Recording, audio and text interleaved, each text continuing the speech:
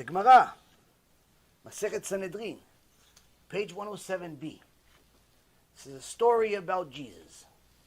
In today's modern Gemarot, many of them were censored, so his name was removed. But anyone that has the old Gemarot that just knows what they're talking about knows that this is one of the handful of places in the Gemara that talks about him.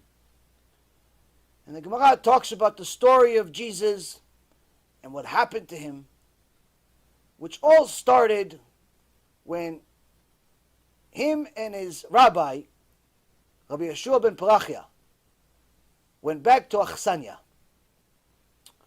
Achsania is a place where they were going on the way back home. They fled the country because people were being killed in the streets, but then when they got news that the killing stopped, they started going back, and on the way back, they stopped at a place called Achsania. And Rabbi Yeshua ben Parachia was one of the giants of giants among our nation of all time, not just of his generation. He is the sixth in our Mishnah Pirkei Avot, meaning he's one of the Zugot, before the Tanaim, the rabbis of Rabbi Akiva. We're talking about a couple generations removed from David HaMelech, a few generations removed from Moshe Rabbeinu. There's a night and day difference. It's a few hundred years after Al Sinai. We're not talking about this is a last year. A couple of thousand years ago only. Well, you guys remember that far, no? So, Rabbi Yeshua ben Parachia sees the place itself is beautiful. The way they're treating them is very nice and accommodating. And he says to his student, "Oh, how beautiful is this Achsania." And Yeshu Yimach Shemo V'Zichro, Jesus, says, "Rabbi, what beautiful. Her eyes are circular, around like a sheep. She's ugly." The Rebbe looks at him, he says, "Rasha, this is what you think of? Nidui, get out of here." Throws him out. Throws him out. He comes back, Jesus comes back one time, throws him out again, doesn't let him in. Comes back again, throws him out again. He wanted to see if he's serious about his tshuva. So the third time he would come back, he was planning on accepting him. But Jesus had such a huge ego that he wanted to come whenever he wanted to come, and he came while Yeshua ben Parachia was doing Kriyat Shema. Shema Yisrael, which we know from Halacha, you're not allowed to talk during Shema Yisrael. You're not allowed to talk during Shema Yisrael unless you have somebody's going to kill you. A king walks in. Gemara Masechet Brachot says a king walks in, and you know this king, if you don't say hi to him, he's going to kill you. You're allowed to talk. You're allowed to say hello to him. If a snake goes on your leg, not allowed to talk. Why? Because a snake is not going to kill you 100% of the time. Sometimes they're not venomous. But if a scorpion goes on your foot, you have to talk. You have to move. You have to do something. Why? Because scorpion, they're always poisonous. Meaning, there's specific halachot in regards to when you're allowed to talk. Not needless to say, when some Joe Schmo comes and says, "Hey, Rabbi, you want to come back?" You don't have to stop Shema Yisrael. But he knew that this is the third time, so when he was doing Shema Yisrael, he couldn't talk, but he didn't want him to run away, so he went like this to him, with his hand. Like, wait a second. Yeshu didn't like this, thought that he's rejecting him again, and ran away, and decided he's going to declare war on the rabbis. He's going to declare war on the rabbis. That's the story. B'siyat D'Ishmaya, Rabbi Ephraim says the Chidush of Chidushim. Because what happened really here?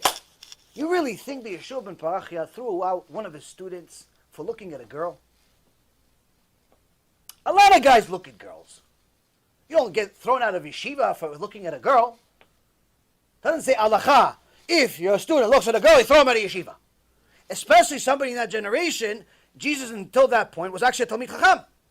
He had a lot of potential. Became Rasha. That Machti Mesit Mediach et Am Yisrael. He has no share of the world to come, no end to his Gehinom, but he had a lot of potential. So how do you just throw somebody like that out? Why? Because you looked at a girl. A lot of people. So what's really the pshat here? What's really the pshat? Rabbi Yaron says this. He says, look, Rabbi Yaron Reuven said, look how beautiful this Achsanya is. And Jesus said she's ugly. Meaning that Jesus, in his mind, he figured, he's saying, how beautiful is this Achsanya? So he must not mean how beautiful this place is, because I don't care about how beautiful this place is. He must mean how beautiful is the woman running this place. Why? Because I think that he means the woman, because I'm thinking about the woman. And the rabbi is just like me. Why? He's human, I'm human. He has a brain, I have a brain. He puts his pants one leg at a time. I put my pants one leg at a time. So I'm going to answer the question I think he's asking me. Meaning, how beautiful is this place? What are you talking about? She's ugly. She looks like a sheep. So Yeshua ben Parachia was telling her, what? You're looking at a woman? It's not that the woman is the problem. It's that you think I'm like you. You think that the rabbi is like you. You think the rabbi thinks like you. Because you are weak, you think I am weak. Because you don't know, you think I don't know. Because you're struggling with your emunah and bitachon, you think I'm struggling with your emunah and bitachon. For that means you're not my student bichlal. That means we have no connection bichlal. That means we have nothing. You've learned nothing from me.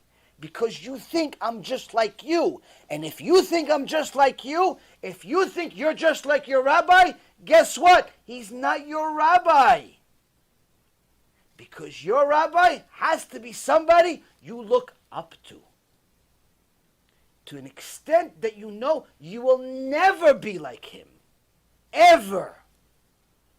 He might as well be like Moshe Rabbeinu to you.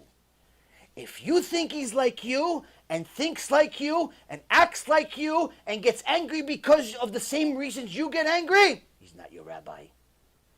So, he threw him out. Why? You're not my student. There's no point. I can't teach you anything. Because anything that I teach you, you think I'm learning at the same time. Anything I tell you, you think I'm telling you, it's we're the same thing. We can't learn together. Why did Jesus get to such a point? Because his ego did not allow him to think that anyone else is more than him. If he thinks a certain way, so does everybody else.